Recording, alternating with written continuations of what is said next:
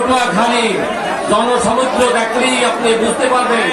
তারপরও গলাচিপায় আজকে বিভিন্ন রকম সন্ত্রাসীদের হামলা, আমাদের অনেক গাড়ি আমখালা ইউনিয়ন থেকে বাধা দিয়েছে।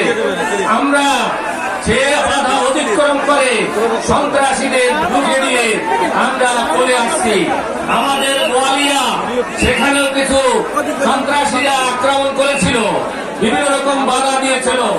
বিশেষ করে আমরা দলের নাম ঘোষণা করতে চাই না, তারপরও বলতে হয় ওখানে যারা বিএনপির সদস্য যারা নমিনেশন পাইতে চায় সেরকম লিখবেন। আজকে বিভিন্ন রকম হয়রানি করতেছে আমাদের।